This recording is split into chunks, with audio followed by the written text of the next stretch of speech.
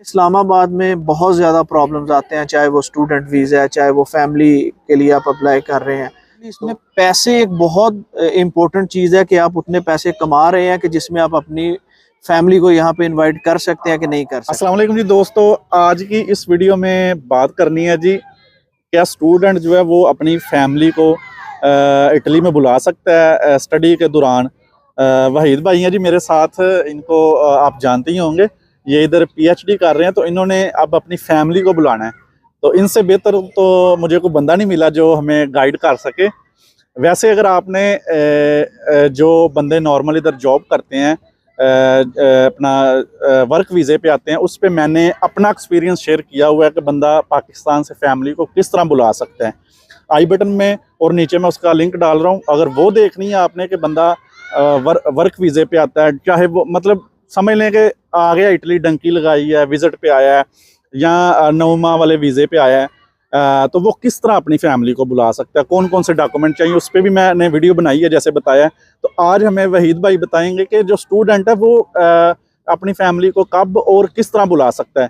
तो चलते हैं जी वहीद भाई की तरफ। अस्सलाम वालेकुम जी। वालेकुम सलाम गुलफाम भाई, बहुत शुक्रिया आपने टाइम दिया। बहुत शुक्रिया जी आपका, थैंक यू जी। वहीद भाई, मुझे भी बड़े ये सवाल आते थे, तो आप भी बता रहे थे कि पाकिस्तान में पूछते हैं अक्सर जी जी बिल्कुल। कि अब बंदा जो स्टूडेंट एज अ स्टूडेंट आता है, चाहे लड़की या लड़का है, वो अपनी फैमिली से मुराद दोस्तों बीवी बच्चे हैं, जी जी यही बात है जी ना? जी बिल्कुल ऐसे ही है। तो वो अपनी बीवी बच्चों को किस तरह बुला सकता है, कौन से डॉक्यूमेंट चाहिए इटली में या पाकिस्तान में। तो पहले तो हम बात करेंगे जी पाकिस्तान में, पहले बात करेंगे इटली में। काम के बारे में बताएं कि स्टूडेंट काम कर सकता है, नहीं कर सकता। जी जी गुलफाम भाई, बिल्कुल स्टूडेंट जो है वो काम कर सकता है और पर वीक उसको 4 घंटे की इजाज़त होती है, काम कर सकता है स्टूडेंट, ठीक है जी।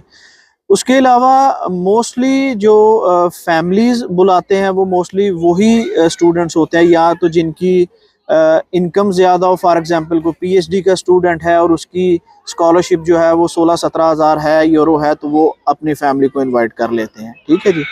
तो और उसके अलावा डेफिनेटली इसमें पैसे एक बहुत इम्पोर्टेंट चीज़ है कि आप उतने पैसे कमा रहे हैं कि जिसमें आप अपनी फैमिली को यहाँ पे इनवाइट कर सकते हैं कि नहीं कर सकते। मेरा ख्याल है कि वर्क के हवाले से भी इसी तरह ही है कि आपके पास एक ख़ास अमाउंट होनी चाहिए पैसों की। फ़र्ज़ करें अगर आप अपनी बीवी को बुलाते हैं तो आपके पास एनुअल जो आपकी सालाना जो इनकम है वो 9,000 समथिंग होनी चाहिए, ठीक है जी। जी जी और फिर उसके ऊपर एक जो ही आप एक बच्चा ऐड करते हैं, 2 करते हैं, तो उसके हिसाब से 2500 3,000 ऐड होता रहता है, ठीक है जी। और एक ये है कि मुख्तलिफ जो सूबे हैं उनमें डिफरेंट थोड़े से रूल ऊपर नीचे हो जाते हैं, पैसे भी थोड़े ऊपर नीचे हो जाते हैं, लेकिन बहुत ज़्यादा फ़र्क नहीं होगा। तो ये होता है कि 14 साल से जो नीचे एज से कम बच्चे होते हैं, 2 बच्चे हो तो वो 1 कंसीडर होता है, ठीक है जी। अच्छा तो ये एक फ़ायदे की बात है कि जिनके बच्चे थोड़े ज़्यादा हैं तो वो इसमें एडजस्ट कर सकते हैं, ठीक है जी। लेकिन इसमें फिर वही बात है कि इसमें जो आपकी सालाना इनकम है वो बहुत ज़रूरी है। अगर एक स्टूडेंट की सालाना इनकम उतनी नहीं है कि जिसमें वो अपनी वाइफ को बुला सके, यानी 9,000 समथिंग उससे कम है, तो फिर उसके लिए शायद वो इतना ईजी नहीं है। लेकिन जिनकी स्कॉलरशिप 17,000 या 16,000 है, उनके लिए इतना प्रॉब्लम नहीं है अपने बीवी बच्चों को इनवाइट करना।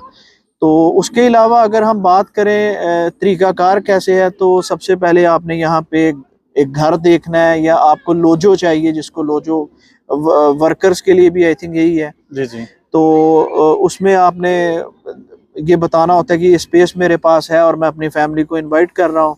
और जब आपके पास लोजो आप अप्लाई करते हैं, नोला ओस्ता मिलता है आपको, फिर आपको पाकिस्तान में अपॉइंटमेंट लेना पड़ती है लीगलाइजेशन के लिए, फिर उसके बाद आपको वीज़ा के लिए अपॉइंटमेंट लेना पड़ती है, और फिर आप अप्लाई करें और वीज़ा मोस्टली लग जाता है, इतना प्रॉब्लम नहीं होता जी जी, फैमिली वालों का का। तकरीबन 100% ही है रेशो ना। जी जी। स्टूडेंट है वो कब बुला सकता अपनी फैमिली को? आते सारे जो एक स्टूडेंट फर्ज करे वो आया है जनवरी में आया, क्या वो फरवरी मार्च में उसी साल फैमिली को बुला सकता है? ये डिपेंड करता है उसकी एनुअल इनकम, यानी अगर यूनिवर्सिटी की तरफ से उसको कोई इतने पैसे या लेटर मिल रहा है कि जिसके ऊपर ये अमाउंट लिखी हुई है कि जी इसकी अमाउंट जो है वो 12,000 है, या 10,000 है, या कितनी है, तो फिर तो वो बुला सकता है। अदरवाइज जो पीएचडी में जो आते हैं लोग, वो तो अप्लाई कर सकते हैं, क्योंकि उनकी अमाउंट एक जो है वो मेंशन होती है। और नॉर्मली ये इनकम वाला सीन तो तकरीबन वर्कर्स में और स्टूडेंट्स में सेम ही है, इसमें कोई फ़र्क नहीं है इतना, ठीक है जी।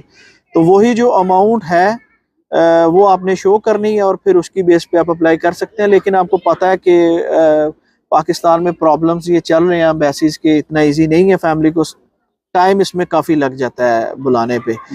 और इसमें सबसे ज़रूरी पॉइंट वही है जो इनकम वाला है कि इनकम आपकी और होगी। इधर से रिहाइश वाला, लॉज वाला ना। जी जी, अगर ये इधर से दो चीजें क्लियर हो जाए तो पाकिस्तान में वीजा लगना आसान है, पर टाइम लगता है। जी, अब टाइम बंदे लग बहुत पूछते हैं कि कितना टाइम लगना है। देखें दोस्तों, अगर तो आपको अपॉइंटमेंट, जो 2 अपॉइंटमेंट हैं, एक लीगलाइजेशन की और एक पासपोर्ट की, अगर जल्दी मिल जाती हैं आपको, या आप किसी तरीके ले लेते हैं, फिर भी जो है ना 6 से 7 माह लग जाते हैं।